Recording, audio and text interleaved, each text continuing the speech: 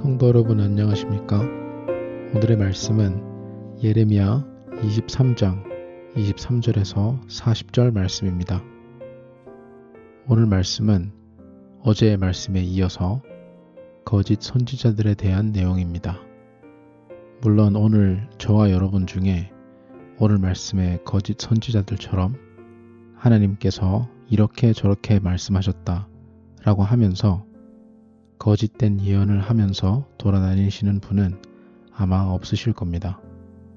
하지만 오늘 말씀에 거짓 선지자들이 구체적으로 어떤 행동을 하였으며 그리고 어떠한 동기로 그러한 행동들을 하였는지 돌아볼 필요는 있습니다.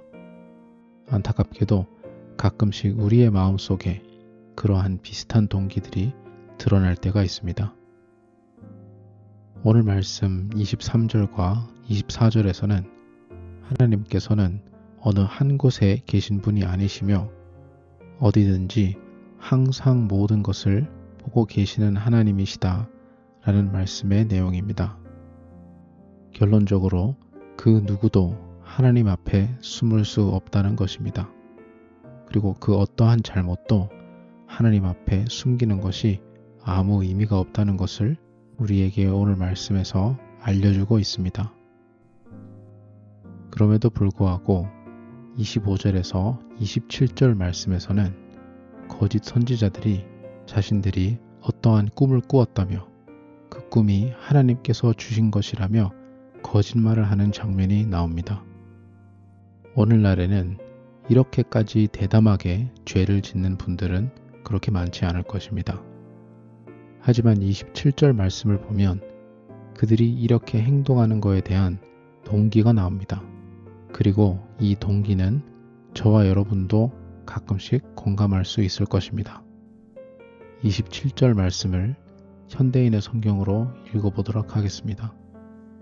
그들은 자기 조상들이 바알 때문에 나를 잊어버린 것처럼 자기들이 서로 말하는 꿈 이야기로 내 백성들이 나를 잊도록 하려고 한다.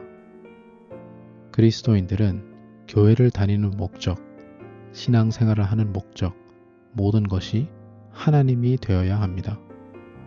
하나님과의 관계가 깊어지고 하나님의 이름이 널리 알려지고 많은 사람들이 하나님을 믿고 예배를 통해서 우리의 삶을 통해서 하나님께서 영광 받으셔야 합니다. 결국 우리의 삶의 주제는 하나님이 되셔야 합니다. 하지만 오늘 말씀에서는 거짓 선지자들은 하나님에게서 꿈을 받았다고 얘기는 하지만 결국에 그 목적은 하나님이 아닌 그 반대인 하나님을 잊어먹게 하는 것이 목적이었습니다. 그들의 조상들은 바알신을 섬기면서 하나님을 잊었지만 오늘 말씀의 거짓 선지자들은 하나님께서 주셨다는 자신들의 꿈 얘기를 하며 오히려 하나님을 잊게 되는 현상이 생기는 것입니다. 오늘날 우리에게 그대로 적용을 해보면 다양한 종교 활동을 하다가 그 중심에 계셔야 할 하나님을 잊고 말게 되는 것입니다. 대표적인 예로 대부분 모든 교회들은 문화를 불문하고 어떠한 형태로든 소그룹 모임이 존재합니다. 당연한 말이겠지만 그 소그룹 모임의 목적은 서로의 영적인 삶을 도와주고 격려해주고 성도 간의 경건한 교제를 통해서 함께 하나님에게 가까이 나아갈 수 있도록 서로를 밀어주고 도와주는 역할입니다. 교회 안에서 이루어지는 모든 소그룹 모임의 목적은 하나님이 되셔야 하는 것입니다. 오늘 말씀의 거짓 선지자들은 꿈과 그의 해석이라는 것으로 정신이 팔려서 중심이 되셔야 할 하나님을 완전히 잊어버리게 됩니다. 그렇다면 저희들도 돌아봐야 합니다.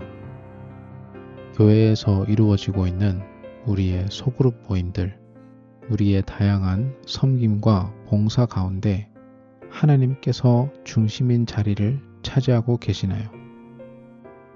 우리가 교회에서 다양한 활동을 하는 진짜 동기는 무엇인지 돌아볼 필요가 있습니다. 문제는 우리의 마음은 생각보다 자주 미꾸라미처럼 그 본 모습을 숨기는 경향이 있다는 것입니다. 그래서 우리의 모임들, 우리의 종교 활동들이 어떠한 목적으로 이루어지고 있는지 확인하는 방법이 그 다음 절들에 나옵니다.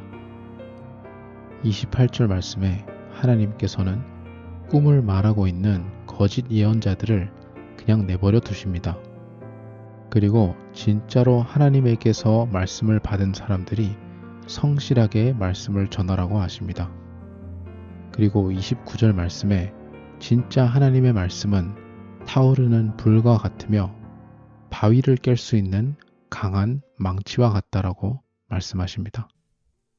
우리의 다양한 모임들과 활동들의 중심이 진짜 하나님이시라면 그 모임들과 활동들을 통해서 하나님의 영광과 하나님의 능력이 드러나게 되어 있습니다. 모임들을 통해서 단순히 친해지는 것이 아니라 하나님께서 기뻐하시는 삶의 변화가 일어날 것이며 믿지 않던 자들이 주님을 알게 되고 영접하고 믿는 자들은 새롭게 주님을 더욱더 강력하게 알게 되는 역사가 일어나게 될 것입니다. 30절에서 32절 말씀처럼 하나님께로부터 나온 것이 아닌 것을 그러하다고 속여 하나님의 말씀을 왜곡시키는 자들을 벌할 것이라고 말씀하고 계십니다. 그렇다면 이 선지자들은 왜 하나님의 말씀을 왜곡시키고 잘못된 말씀을 전달을 하고 있을까요? 33절 말씀을 세 번역으로 읽어보도록 하겠습니다. 이 백성 가운데 어느 한 사람이나 예언자나 제사장이 너에게 와서 부담이 되는 주님의 말씀이 있느냐고 묻거든 너는 그들에게 대답하여라. 부담이 되는 주님의 말씀이라고 하였느냐? 나 주가 말한다. 너희가 바로 나에게 부담이 된다.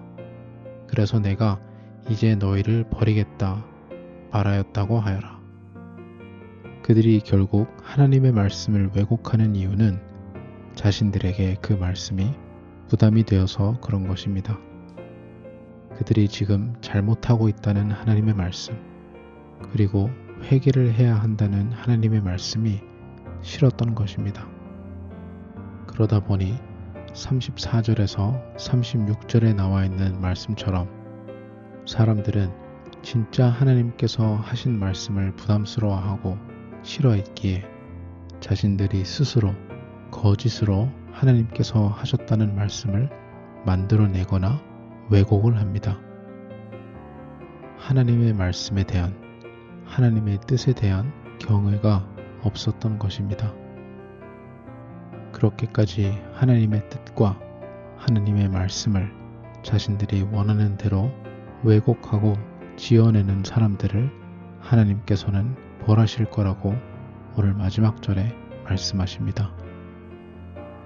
이처럼 우리도 특히 사람들에게 하나님의 말씀을 가르치고 전달하는 사람이라면 하나님께서 하신 말씀을 왜곡하고 있는 부분이 없는지, 또는 나 자신에게 덜 부담이 되기 위해 고의적으로 누락시키거나 넘어가는 부분이 없는지 우리 자신의 마음을 돌아볼 필요가 있습니다.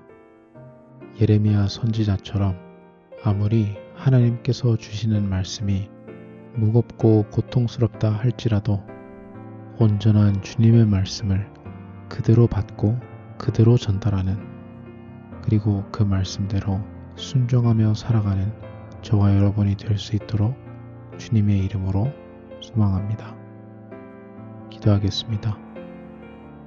하나님 아버지, 어떠한 상황 속에서도 주님께서 우리에게 주신 그 말씀을 내가 더 의롭게, 나에게 더 유리하게 조금이라도 변경하거나 왜곡시키지 않고 아무리 어렵다 할지라도 당신의 거룩한 말씀을 그대로 받아들이며 그대로 순종할 수 있는 우리 모두가 될 수 있도록 주여 인도하여 주시옵소서. 감사드리며 예수님 이름으로 기도드립니다. 아멘.